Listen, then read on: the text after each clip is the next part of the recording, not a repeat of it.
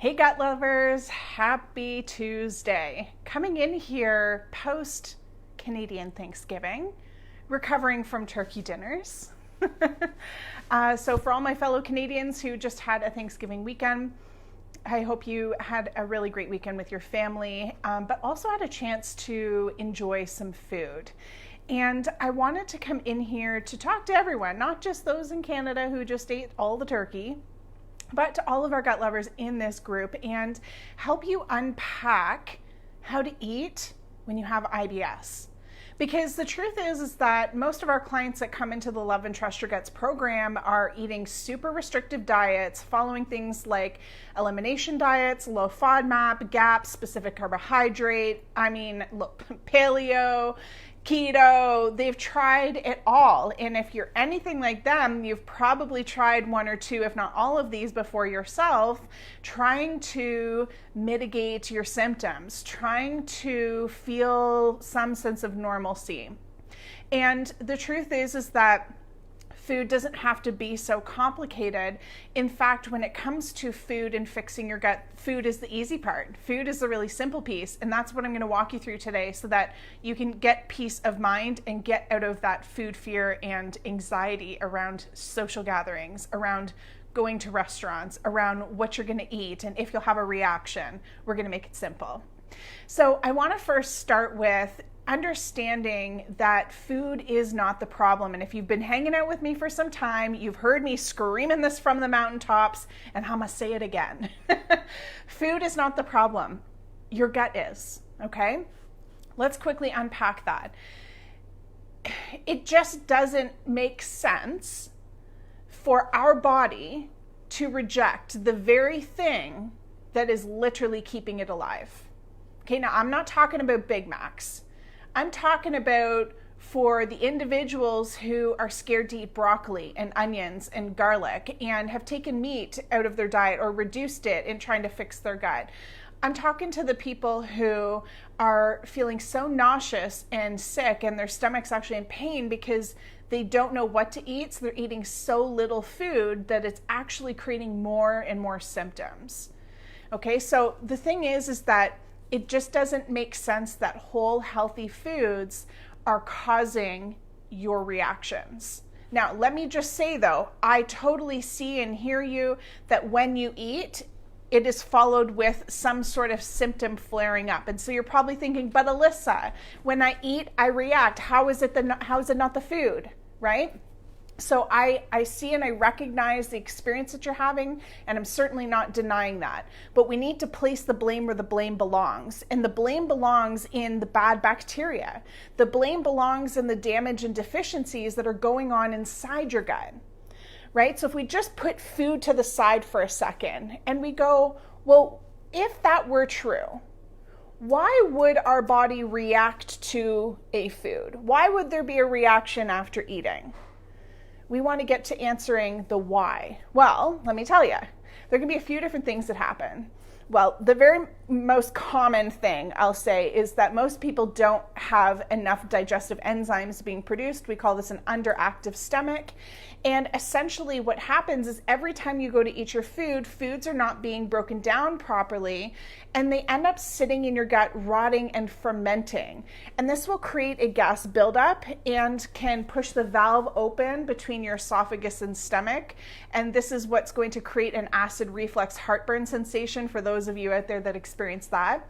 For other people, it will push the stomach outward and it will create really bad bloating.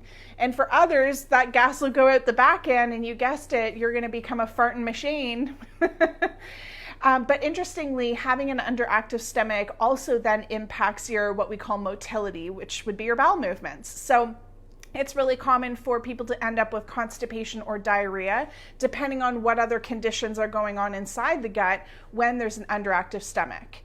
Now, you probably, you may not have. If you haven't, I want you to go back and check this out. But a few weeks ago, I did a live in the group here talking all about how to know where your digestive enzymes are at, how to know if you have an underactive stomach. And I actually went through some test results of my own and some of our clients and showed you one of the markers that we look to see where individuals' stomach acid, digestive enzymes are at. So if you haven't checked that out, I want you to go back and watch that because that's going to be helpful for you. But what we have found is for some people, although they're on the low end, they're not completely depleted. In fact, most of our clients end up, they're on the low end of the spectrum, but again, not completely depleted, not warranting or needing to supplement a digestive enzyme. But the reaction is so significant, so severe. And that's where I also just want to point out that stress is adding fuel to the fire. It's like insult to injury. So you might have enough digestive enzymes to be, breaking down things okay. You probably need some improvement in that department, but you probably have, I'm going to say almost enough digestive enzymes. The thing that I find makes that situation worse, being slightly on the low end, is you stressing about your food. Because if you go into your meal worrying about if there's going to be a reaction, this actually further depletes your digestive enzymes, which is the exact opposite of what we want to do. And so we've actually seen through studies that it can hinder your digestion by up to 80% just by stressing around mealtime. Okay, so the mechanism of action, or what's actually happening when we do this, is our body shuts down all the energy in our gut and sends all the energy to our limbs to run away from whatever stressor is going on. Your body is not able to differentiate. Is she stressing about whether she's going to react to that broccoli, or is there a psychopath chasing after her? We're not sure, so we're going to initiate fight or flight and shut down rest and to digest. Okay, so even if you have sufficient enzymes, or maybe you're on the slightly low end, or you don't have enough at all, no matter where you're at on the spectrum, if you're stressing it all around mealtime, whether it's about the food itself in your gut, or whether it was just a busy day, or your kids driving you bonkers, it does not matter. If you are stressing, you are hindering your digestion by up to 80%. And this is why we see in the data when we do testing with our clients that often they'll come to us and say, I'm confident my stomach is breaking down nothing. And they are correct in that it's really struggling to break down foods, but they think it's because they need to take a digestive enzyme, when in reality, what's going on is, yes, there's some deficiency present, but the bigger issue is stress. The bigger issue is stress around mealtime. Okay, so that's the big thing, is maybe your stomach is actually struggling to break down that food. Maybe it's not so much the food itself, right? So again, replacing blame where the blame belongs.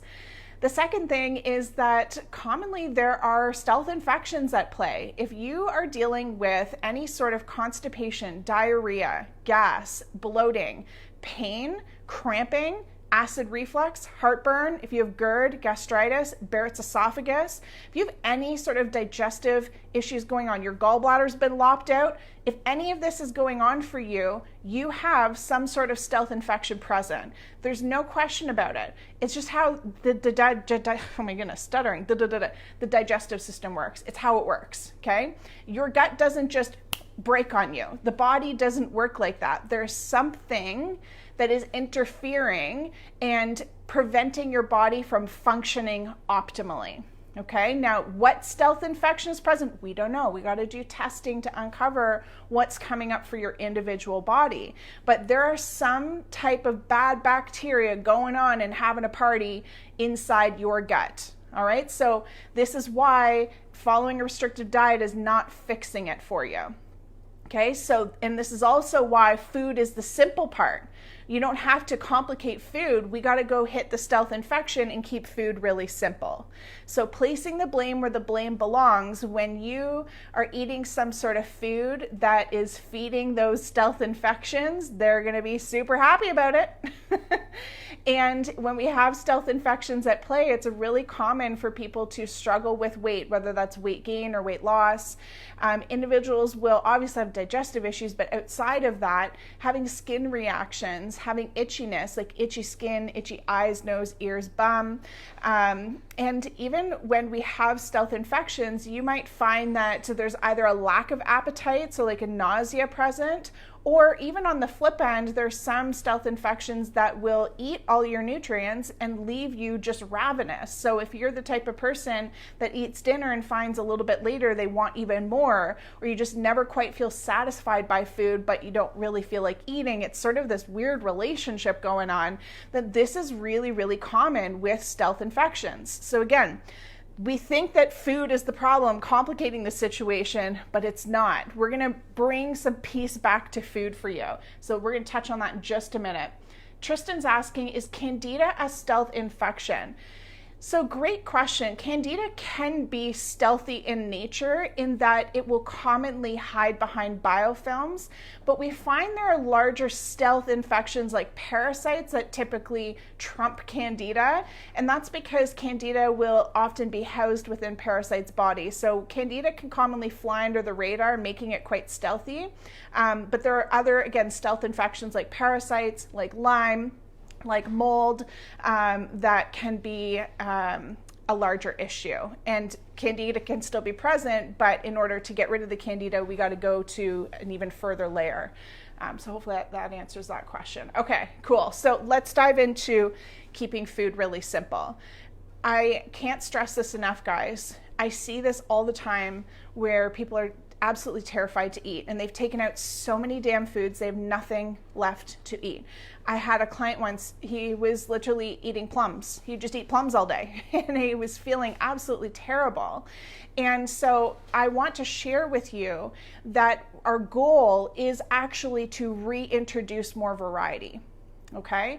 And the best way for you to do this is to work on your confidence around food.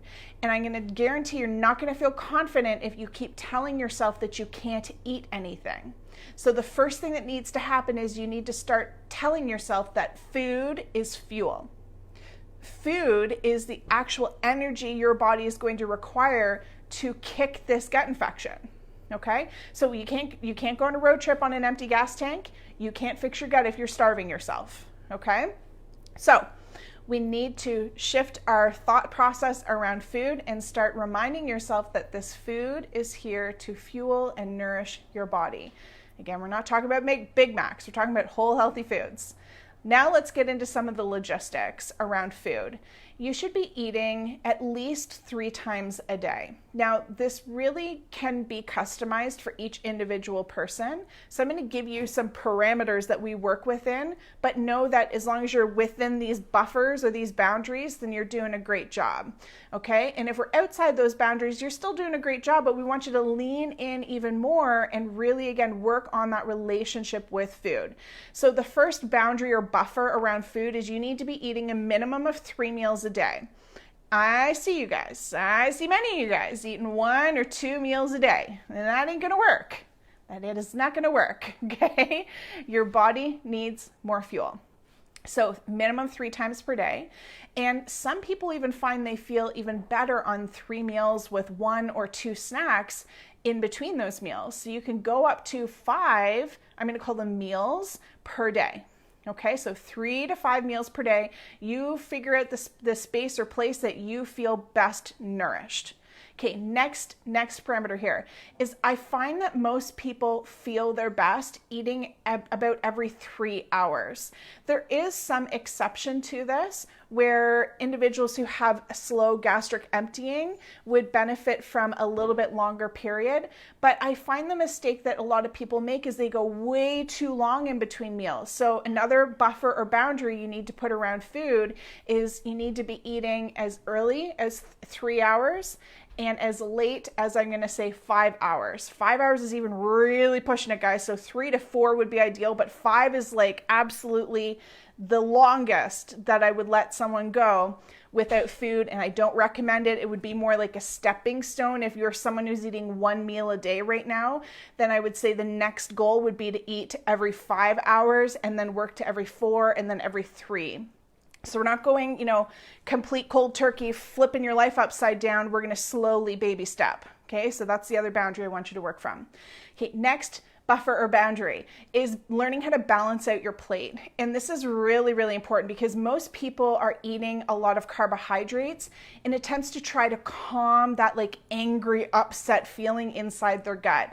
I found this was especially true when I was suffering with H. pylori and I had terrible acid reflux. I felt like a fire-breathing dragon throughout the day constantly.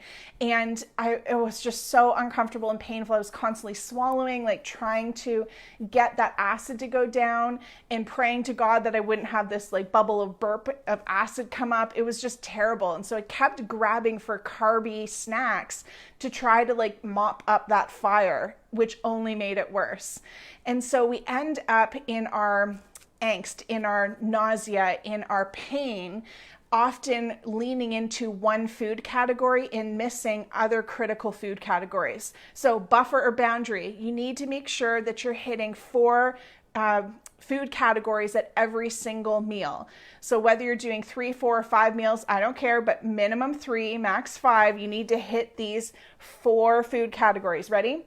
Protein, fat, carb, vegetable. So protein being obviously any sort of meats or fish, beans, hemp hearts, eggs, collagen, gelatin, bone broth. These are some great examples of protein. Notice that I did not mention nuts or seeds. These are not a protein, they're fat. Yes, they have a little bit of protein in them, but they don't count as enough of a protein, okay? So next, let's talk about fats. Fats being nuts, seeds, oils, dressings, mayo, avocado, things of this nature are going to be under your fat category. We usually end up cooking our food in some sort of fat. So your fat is typically going to be used up in like the oil you cook your eggs in, or the butter you put on your potatoes, or the dressing you put on your salad, or the avocado you decide to just eat because they taste delicious. These are where your fats are going to come from. Okay, carbohydrates. Your carbohydrates are going to be things like pasta, crackers, rice, squash. What else we got here? What am I missing? Pasta, crackers, breads. How could I forget bread?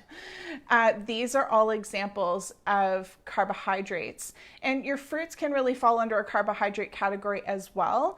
And there can be some other more carby related vegetables like corn and peas that we would put under the carbohydrate category too. All right, last but not least is vegetables. And well, vegetables are vegetables. You can eat unlimited amount of vegetables. So you want to hit all 4 of these food categories on your plate.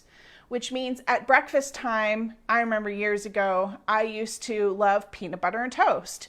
And so I would eat peanut butter and toast and fly out the door to go to work. Well, the bread, the toast would be my carb, and the peanut butter was the fat. So what was I missing? I was missing protein and a vegetable and or fruit, right? So you can see here how our meals can get out of balance. And in my experience, for those that are struggling with gut issues, the number 1 category that they're often under eating is protein, especially at breakfast time. So what would we add to peanut butter and toast in the way of protein? Well, you could add some hemp hearts. You could add a couple hard-boiled eggs on the side. And I really like doing sort of like a veggie scramble in the morning with a slice of toast. And I usually do almond butter now.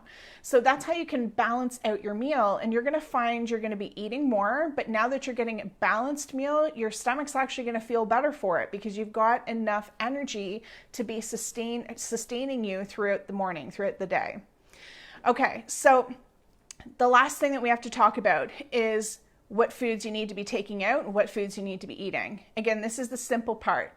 We don't need to be taking out things like onions and garlic, guys. Okay? Onions and garlic are foods that help to kill off bad bacteria and foods that help to feed your good guys. Okay? So can we just throw out this whole low FODMAP concept out the window? I know it's really challenging. I know I get a lot of really interesting, sometimes vicious, but we just bless them and block them messages, especially on YouTube, around the low FODMAP diet. I'm not going to get into the science around how the low FODMAP diet is actually damaging your gut in this video, but we will dive into it deeper one day. I've spoken to it in some other places before. But It just is not working for you. And the fact that you're here is proof of that. Okay, and I have people say to me, but Alyssa, I feel so much better when I'm following low FODMAP gaps or taking these foods out. And the real test of this is if you reintroduce those foods, how do you feel? And I always hear, oh, no, I couldn't do that. Okay, well then you haven't fixed your gut. You're just starving your body and trying to put it in a bubble so that it doesn't react to anything. That's not fixing shit, right? That's like putting a bandage over a cut and saying if you can't see it, then it's not there, right? That's not how we want to help you fix your gut. We want to actually get rid of your symptoms so that you can live normally. Because you can't go to restaurants, you can't go out and like go on a date night. Not when you're on some restrictive food plan. Not working, not fun at least. Miserable. You go to the restaurant, you're like, hi, can I have some steamed broccoli? Hold the butter. I'll just do chicken, just dry chicken, nothing on it.